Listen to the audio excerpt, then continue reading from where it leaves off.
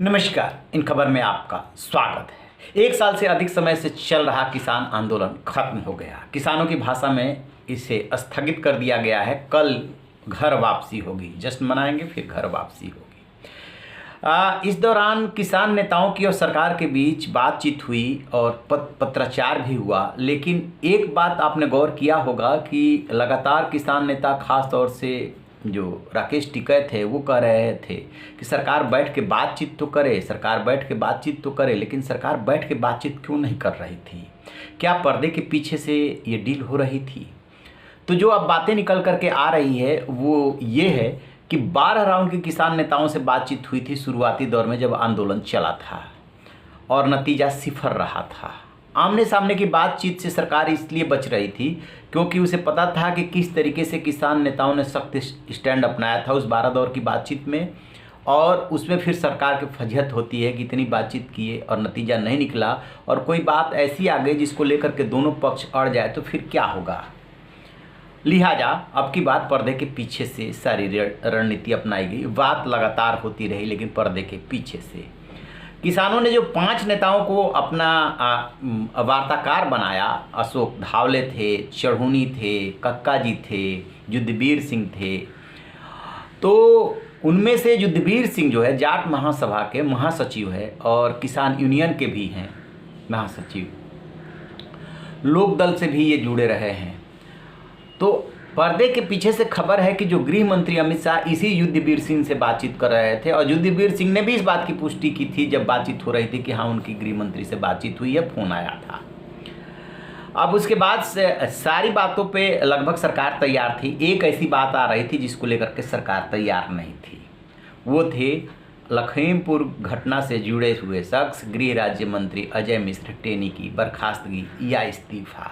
सरकार को ये लग रहा था कि यदि इस समय बर्खास्तगी होती है या इस्तीफा लिया जाता है तो 5 राज्यों का विधानसभा चुनाव है, उसमें गलत मैसेज चला जाएगा। अभी क्या है कि लखीमपुर खीरी घटना को आपराधिक घटना माना जा रहा है, जांच हो रही है, जो दोषी पाए जा रहे हैं, जो आरोपी पाए जा रहे हैं, उनको गिरफ्तार किया जा रहा है। और यदि इनकी बर्खास्तगी होती है या इनको हटाया जाता है तो इससे राजनीतिक नुकसान हो सकता है। खबर यह भी है कि इसमें किसानों को इस बात के लिए राजी किया गया कि हम बाकी बातें आपको मानने पे विचार कर रहे हैं, लेकिन इस बात पे किसान जोर न दें।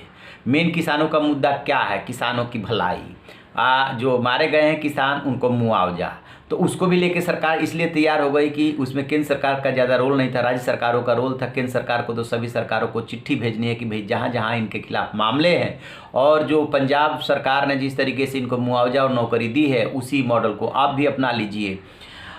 एक ज़रूर बड़ा मुद्दा है, वो है एमएसपी का। तो एमएसपी के बारे में कई किसान नेताओं से अलग अलग बात करेंगे तो उनकी भी राय अलग अलग हो जाती है। कितनी फसल इसमें शामिल किया जाए, फार्मूला क्या हो, क्या गारंटी कानून बन सकता है, कितना तक दिया जा सकता है। यदि मान लीजिए कानून बन गया और फिर जो है जो व्यापारी होते हैं वो उस रेट पे नहीं खरीदते हैं तो क्या उसमें सज़ा का प्रावधान किया जाए। बहुत सारी उसमें बातें हैं, किंतु परंतु है उस पर लंबे अनुभव और स्टडी की ज़रूरत है, और फिर ड्राफ्ट तैयार होगा, कानून बनेगा, या ऐसा सरकार रास्ता निकालना चाहेगी कि एडमिनिस्ट्रेटिव आदेश से ही इसको जारी रखा जाए। किसान भी इस बात के लिए प्रिपेयर थे कि ये तो लंबा चलेगा।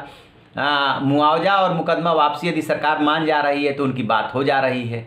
तो बताते ये हैं कि अक्टूबर के लास्ट में सरकार ने मन बना लिया था कि अब किसी तरीके से किसान आंदोलन खत्म होना चाहिए। वजह यह है कि जो सरकार के पास इनपुट था उसके मुताबिक बेशक जो है 2.5 राज्यों का आंदोलन इसे कहा जा रहा था, लेकिन बेरोजगारी से, गरीबी से जो फ्रस्ट्रेशन था वो किसानों के आंदोलन को नैतिक समर्थन मिल रहा था।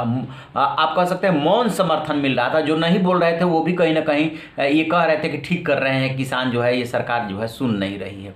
उससे सरकार को राजनीतिक नुकसान हो रहा था। तो 19 नवंबर को यूँ तो प्रधानमंत्री नरेंद्र मोदी ने गुरु पर्व पे इसका ऐलान कर दिया था कि हम तीनों कानून वापस ले रहे हैं, और माफ़ी भी मांग ली थी। लेकिन उसके बाद ही अक्टूबर के लास्ट में ही अमित शाह को इसकी जिम्मेदारी दी गई थी कि आप इसे मामले को देखिए। तो इस मामले को देखने के लिए अब की बार रणनीति अपनाई गई कि पर्दे के पीछे से ही बातचीत होगी। तो इसमें कैप्टन अमरिंदर सिंह का भी रोल रहा, लेकिन यदि सबसे बड़ा रोल बताया जा रहा है तो वो है युद्धवीर सिंह का ही। और किसानों की सभी मांग मानी भी गई। युद्धवीर सिंह ने कोई सौदेबाजी में या बातचीत में ढिलाई नहीं बरती है। बस अजय मिश्र टेनी वाले पे जरूर जो है किसान उतना नहीं अड़े, जिसकी वजह से यह समझौता हो गया। अच्छा हुआ किसानों के लिए भी और सरकार के लिए भी। सरकार कम से कम किसानों की बात सुने तो सही कि वो किस स्थिति में रहते हैं, कैसे खेती करते हैं, कितनी लागत आती है, कितनी मेहनत लगती है और उन्हें मिलता क्या है। तो ये रहा पर्दे के पीछे की कहानी। रहिए ना बेखबर, देखते रहिए इन खबर। Thank you.